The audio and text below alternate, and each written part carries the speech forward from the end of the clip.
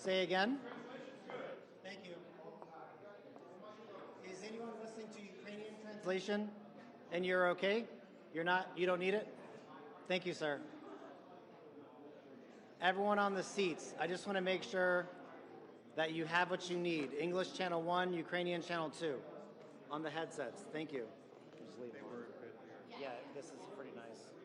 Take it a little bit. All right, those are off. Oh, perfect. Yeah. Yes. I have her mic. It's power locked on, fresh battery. I'll just give it to her when I see it. Yeah.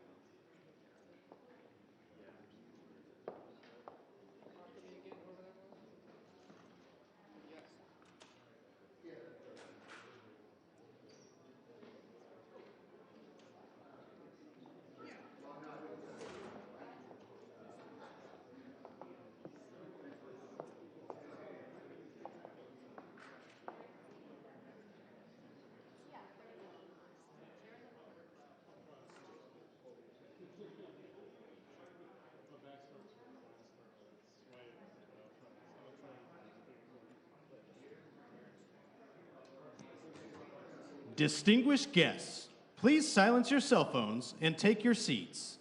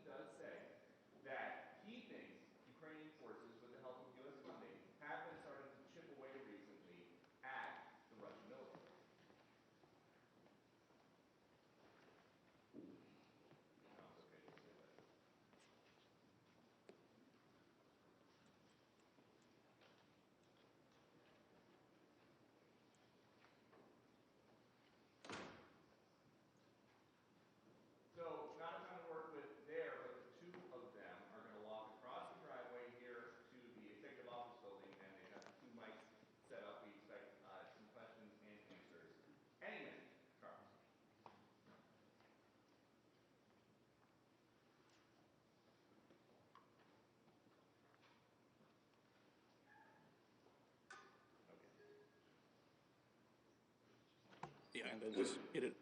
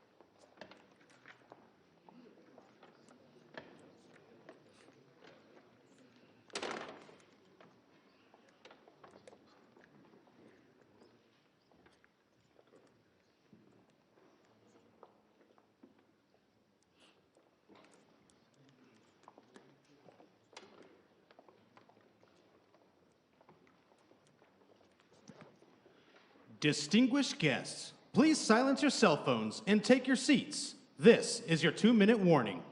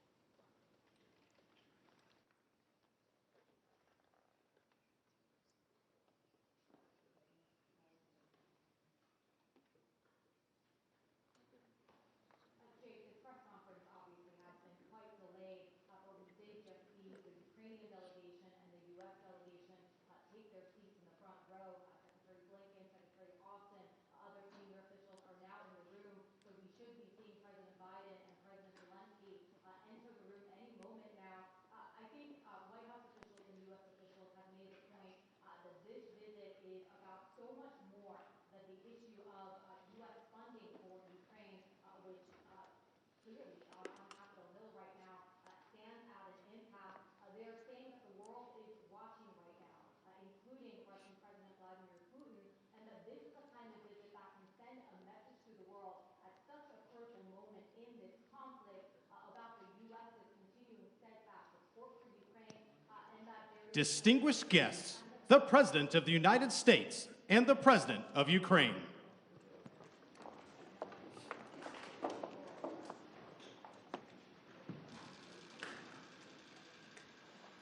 Please, have a seat. President Zelensky, it's an honor to welcome you back to the White House. When President Putin launched his brutal total invasion of Ukraine in February of 2022, and Russian tanks rolled over the border toward Kyiv, there were those who thought Ukraine wouldn't survive for a month. So no one should forget that for you to be here today, again today, nearly 2 years later, and for Ukraine to stand strong and free is an enormous victory already. Putin has failed in his effort to subjugate Ukraine. The brave people of Ukraine have defied Putin's will at every turn, backed by the strong and unwavering support of the United States and our allies and partners of more than 50 nations in Europe and the Indo-Pacific. And Ukraine will emerge from this war proud, free, and firmly rooted in the West unless we walk away. The American people can be and should be incredibly proud of the part they played in supporting Ukraine's success. We'll continue to supply Ukraine with critical weapons and equipment as long as we can, including $200 million I just approved today in a critical needed equipment, additional air defense interceptors, artillery, and ammunition. But without supplemental funding, we're rapidly coming to an end of our ability to help Ukraine respond to the urgent operational demands that it has. Putin is banking on the United States failing to deliver for Ukraine. We must prove him wrong. The United States and Congress must, as I asked last week, it's stunning that we've gotten to this point. You know, we need to fully appreciate how it's wrong, how this is being viewed around the world and being used by Russia. Russian loyalists in Moscow celebrated when Republicans voted to block Ukraine aid last week. The host of a Kremlin-run show literally said, and I quote, "Well done, Republicans. That's good for us," end of quote. Let me say that again. This host of a Kremlin-run show said, "Well done, Republicans. That's good for us." That's a Russian speaking. If you're being celebrated by Russian propagandists, it might be time to rethink what you're doing. History will judge harshly those who turn their back on freedom's cause. Today, Ukraine's freedom is on the line, but if we don't stop Putin it will endanger the freedom of everyone almost everywhere. Putin will keep going, and would-be aggressors everywhere will be emboldened to try to take what they can by force. Mr. President, I'll not walk away from Ukraine, and neither will the American people. A clear bipartisan majority of people across the United States and in Congress support your country. They understand, as I do, that Ukraine's success and its ability to deter aggression in the future are vital to security for the world at large. And I have repeatedly made clear from our first day in office, we also need Ukraine to make changes to fix the broken immigration system here. We also need Congress to make the changes to fix the broken immigration system here at home. My team is working with Senate Democrats and Republicans to try to find a bipartisan compromise, both in terms of changes in policy and provide the resources we need to secure the border. Compromise is how democracy works, and I'm ready and offered compromise already. Holding Ukraine funding hostage in the attempt to force through an extreme Republican partisan agenda on the border is not how it works. We need real solutions. I also asked Congress for funding for Israel to take on Hamas and confront multiple other threats backed by Iran in the wake of the October 7th assault. National Security Advisor Sullivan will travel to the region this week and meet with the Israeli War Cabinet, as I have met with, to emphasize our commitment to Israel, as well as the need to protect civilian life and ensure more humanitarian assistance flows and reaches into Gaza for Palestinian civilians. Secretary Austin will also travel to the region this week to step up the international efforts to protect the free flow of commerce through the Red Sea. The entire world is watching what we do, so let's show them who we are. America stands for freedom today, tomorrow, and always. America stands against tyranny and against oppression. And America stands with the people of Ukraine. Thank you again for being here today, Mr. President, and thank you for everything Ukraine is doing to hold the line for liberty in the world. The floor is yours, Mr. President.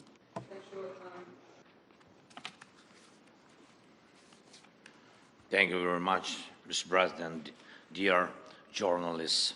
I'm glad to be here and personally thank you and tell you how Ukraine values what we've achieved together, defending life and freedom. In Ukraine, we are fighting for our country and freedom, and also in Europe, we say for our freedom and yours. And this motto resonates not only in our country, not only in our hearts, not only in Ukraine, but also in Poland and Baltic states, Moldova and others. When freedom is strong in one country, it is strong everywhere. When it burns in one soul, it presents its merits to others. Ukrainians have twice led revolutions this century, defending freedom. For nearly 2 years, we have been in a full-scale war, the biggest since World War II, fighting for freedom. We stand firm, no matter what Putin tries. He hasn't won any victories. Thanks to Ukraine's success in defense, other European nations are safe from the Russian aggression, unlike in the past. Ukraine can now tackle the Russian dictatorship, so our children and other nations won't have to shed their blood and sacrifice lives defending against Russian aggression. We've already made significant progress. We've shown that our courage and partnership are stronger than any Russian hostility. And we've freed 50% of the territories Russia occupied after February 24th. And we won the Black Sea and are reviving our economy. Thanks to maritime exports, Ukraine's 5% economic growth this year proves our effective partnership. And we've shown no Russian missiles can overthrow the powerful American Patriot systems. Thank you very much. And even during war, we are reforming our country and strengthening our institutions. Today, President Biden and I discussed how to increase our strength for next year. First, air defense and destroying Russian logistics on Ukraine's land. Mr. President, thank you very much for your supporting us.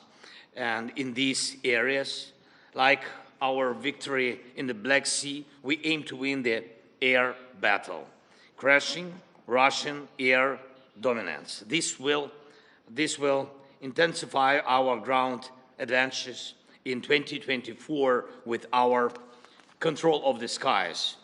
Who controls the skies controls the war's duration. And today I would like to thank, of course, for yet another significant defense package with our defenders value very much. Second, yesterday I met with American defense company leaders. They advised us on how to make our defense industries work faster and more effectively. Thank you, President Biden, for this important initiative we started with you. Together, Ukraine and America can strengthen democracy's arsenal. And this is vital for other free nations and the US as it involves your companies, technologies, and technology advancement and job creation. And it is important to know that 2/3 of American support for Ukraine remains and works in the United States. Third, I informed Mr. President that Ukraine has fulfilled all the recommendations of the European Commission regarding the preparation for a decision to start negotiations on Ukraine's accession to the EU. And we constantly communicate with European leaders about our joint steps, sanctions, and political efforts to pressure Russia.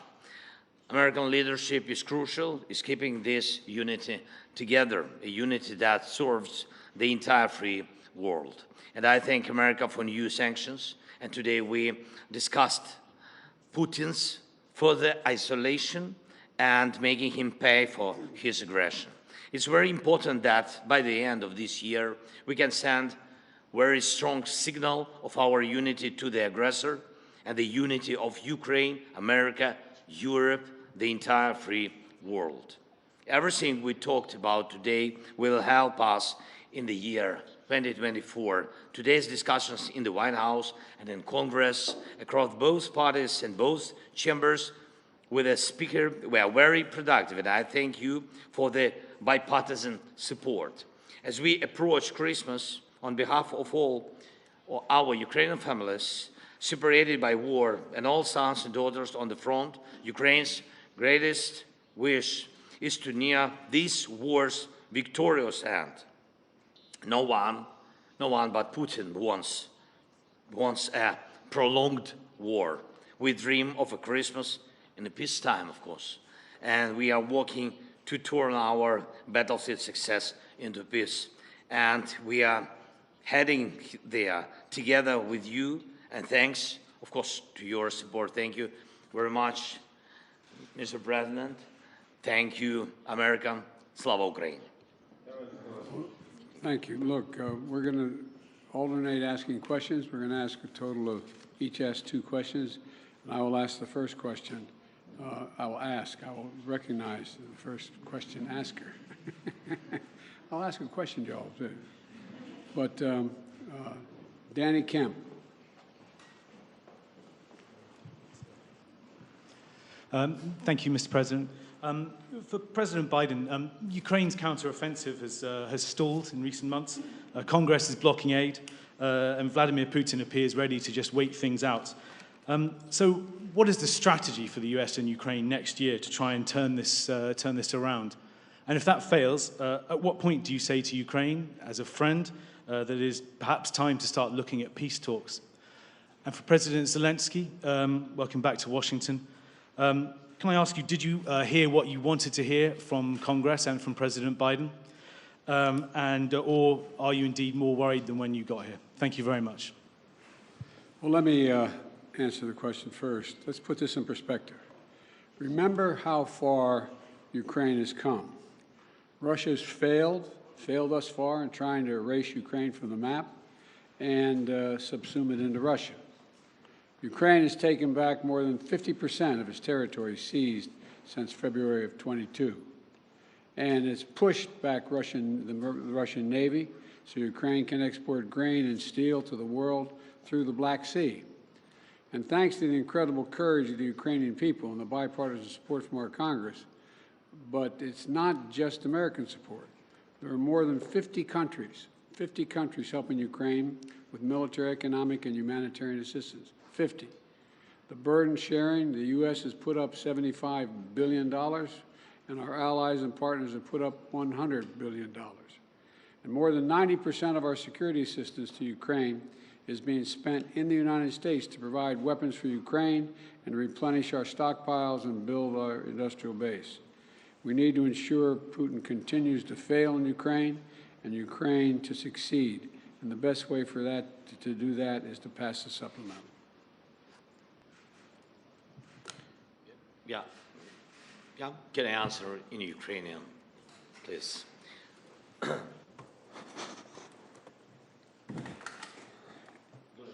Thank you. First of all, I would like to add to the words of Mr. President Biden about successes. I think that these were not easy successes. Nonetheless, they were quite serious. They were serious steps forward. Indeed, we gained victory on the sea. We destroyed ships of the Russian Federation. We threw the remnants of their fleet to Russian territorial waters. Yeah, they have something in the Black Sea, in the vicinity of our temporarily occupied Crimea, but we are going to proceed this activity. Our guys destroyed 20,000 of Wagner mercenaries. These are serious terrorists who were massing everywhere on African continent, in Syria, in Ukraine. There were a lot of mass, and nucleus of this terroristic organization is not existing anymore. Yes, we had a lot of problems, but nonetheless we were able to do this. Moreover, Russia were not able to seize any part of our territory, any village, any town. I'm not talking about large cities. And we are going to proceed with this. It is good without saying that we have objective, we have clear plan, but if you allow me, I am not able to tell you on public on the details of 2024 operations. If I heard what I want, I've heard a lot. Surely I told what I wanted to. I feel and experience this support from President Biden administration, from senators, and we've been talking with the speaker. I got these signals. They were more than positive, but we know that we have to separate world and particular result. Therefore, we will count on particular result. Thank you. Your turn to ask a question. Yeah, sorry. Телеканал Інтер, будь ласка. Inter, please. Thank you for taking my question. Dmitry Amokhin, Ukrainian television news correspondent. Український кореспондент. Дуже багато республіканців сумніваються, що Україна може виграти цю війну. Україна повинна віддати певні території, щоб Such a step to cede the territories to stop fighting. And Mr. Biden, could you please clarify the policy of your administration, the strategy of your administration on Ukraine? Is it about helping the country to defend itself or to win the war? Because it's obviously such a difference. I will begin. Okay. So, first question to me. So, your question is, if we are ready to give up our territories?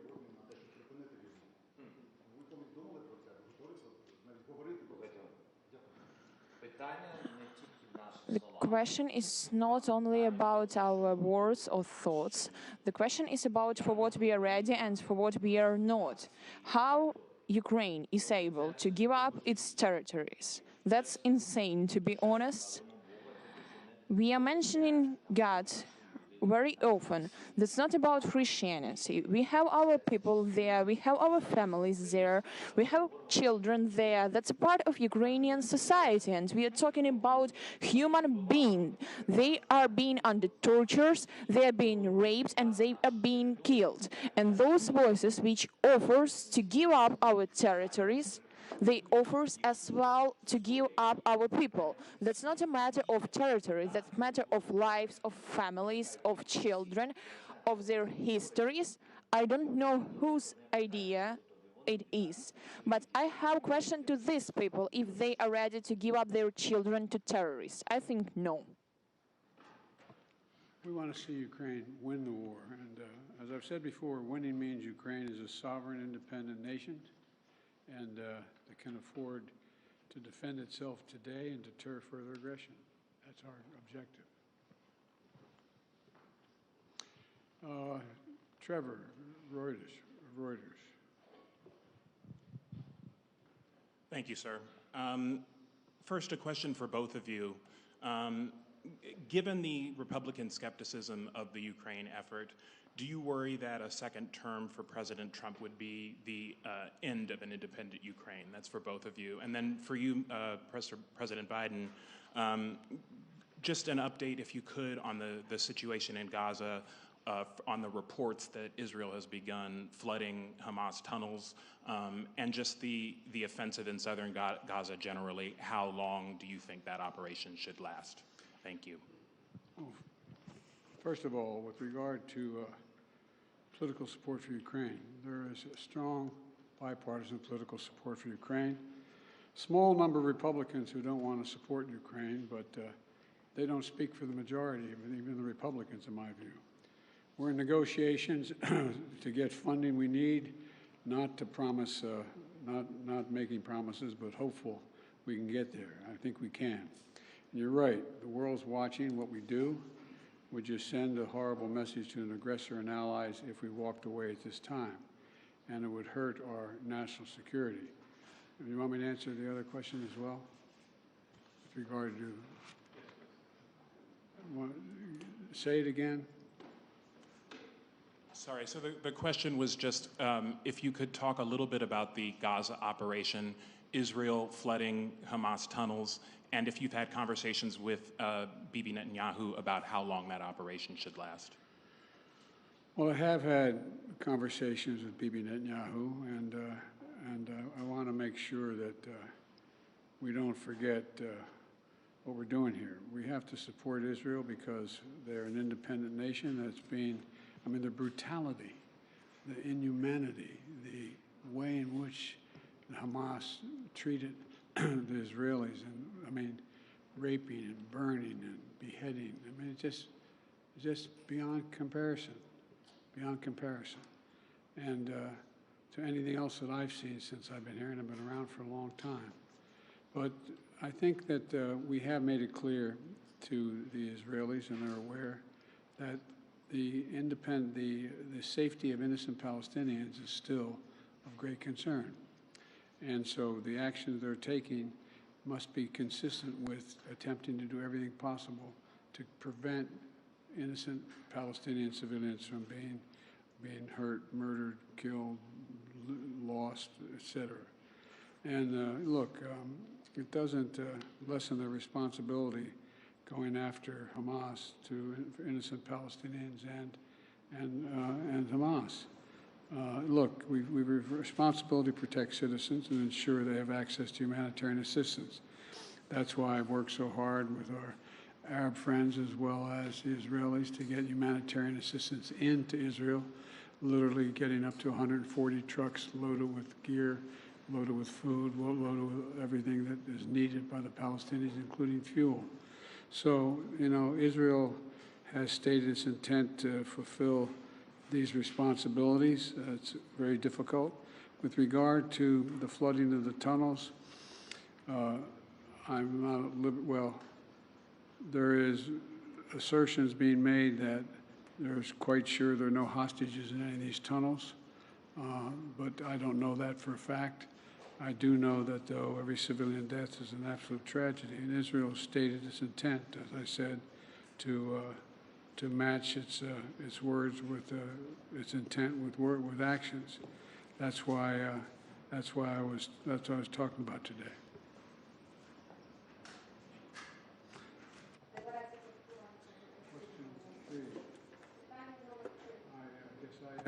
No, I just asked. It's your My turn. turn. Your turn. Yeah. Якщо So, addressing your question very quickly, I've been talking a lot with representatives of both parties. Both Democrats and Republicans proved full-pledged support. And we will see, but before this, we've always been trusting in support of our strategic partner, the United States, and we will consider that it will continue in this way, and Ukraine will not remain alone against such a critical terrorist as the Russian Federation.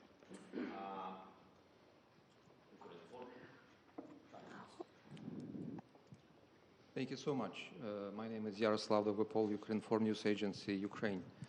Next summer, the United States will host an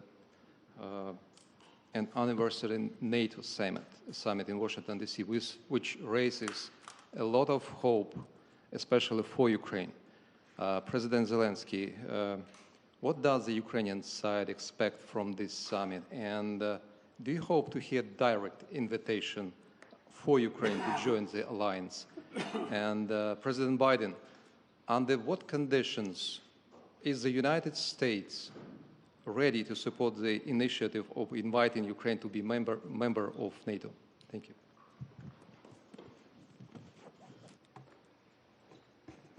Thank you for your question. I will answer very quickly on this very complicated question.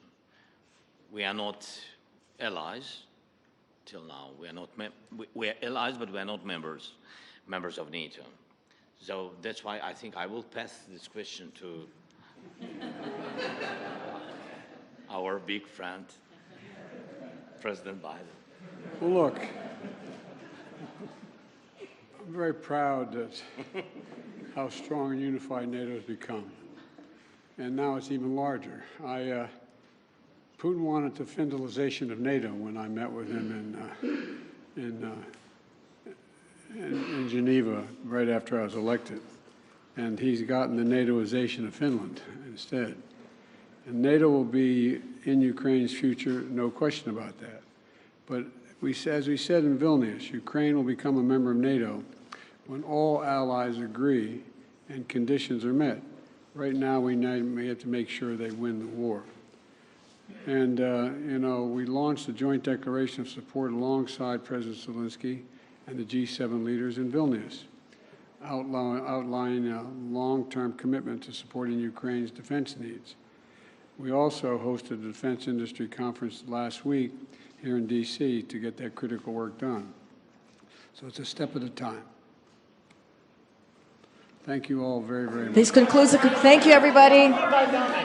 Thank you, everyone. This concludes the press conference. Thanks, everybody. Thanks, everybody. Distinguished guests, please remain in your seats while the principals depart.